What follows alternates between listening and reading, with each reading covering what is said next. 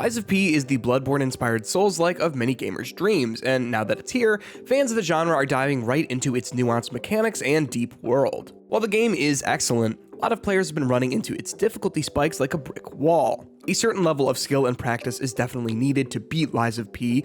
I don't think there was a single non-human boss that I was able to take down on my first attempt, but if you're struggling, it's possible that you may not be prioritizing the right stats when leveling up. As with all Souls-likes, stats are hugely important for refining your build and making sure that you're properly scaling your weapon's damage output, so if you're putting points into the wrong thing, you may be running into some issues. Here are the 2 best stats you should focus on when leveling up if you're struggling in Lies of P, or just getting started with the game. Remember that these picks are subjective, so if you have any other ideas as to what you should level up first, make sure to let me know in the comments down below.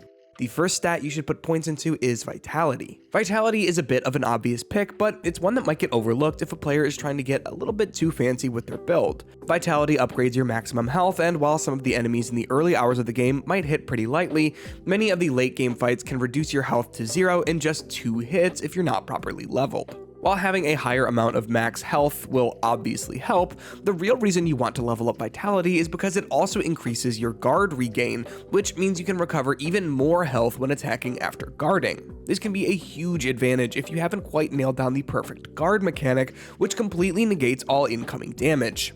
If you end up taking some big guarded hits in a fight with a high Vitality stat, however, you'll be able to get most, if not all, of it back. As the old Souls-like saying goes, you don't need a lot of health if you never get hit, which is certainly true in Lies of P since you can avoid taking damage by performing perfect guards or dodging out of the way, but even the best players get hit sometimes, so it's a good idea to buff your health. While your build may vary, I'd suggest aiming to level Vitality in the high 20s to low 30s before reaching the final act of the game. Take note that the amount of HP gained from leveling up Vitality begins to drop significantly around that point, making the amount of ergo required to gain a sliver of health not that worth it, so it's better to invest your ergo elsewhere.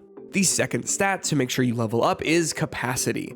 Capacity is a stat that might be overlooked by the majority of players because it governs the maximum weight you can carry before it begins to negatively impact your movement. While that might not seem like the most enticing skill to put points into, I really can't stress its importance enough. Though you may not be carrying much when you start Lies of P, your weight will naturally begin to rise as you start settling into a particular build that might use a heavier boss weapon or Legion arm. As you play, you'll also find more advanced internal puppet parts, which essentially act as your armor. The trade-off with the parts, however, is that the better they are, the more they'll likely weigh. If you're already carrying a medium weight weapon, you'll likely have to sacrifice equipping better parts or amulets, which means you'll take more damage and be less equipped to fight off status effects. With enhanced capacity, you can carry whatever weapon you like while using whichever parts best suit you. Regardless of what type of build you're going for, capacity will keep you light on your feet, which is essential for dodging incoming attacks, especially with how aggressive many of the enemies in Lies of P are. In addition to increasing your maximum weight load, capacity also adds some points to defense, just like Vitality.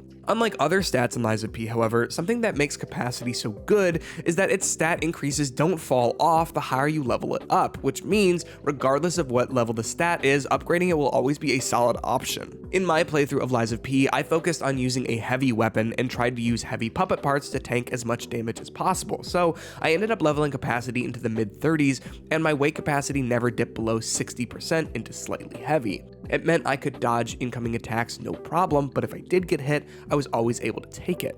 So those are the 2 essential stats to level up in Lies of P if you're struggling. You'll obviously need to level other stats as well in order to make it to the end of the game, so I'd highly recommend putting a lot of points into either motivity or technique, depending on how your weapon scales. If you're unhappy with the way you've spec'd, take note that you are able to respec, however, you won't be able to do that until you find the Saintess of Mercy statue in Chapter 7, which costs gold coins to use. If you're still early on in the game, however, it might be worth your time to restart with your desired build in mind.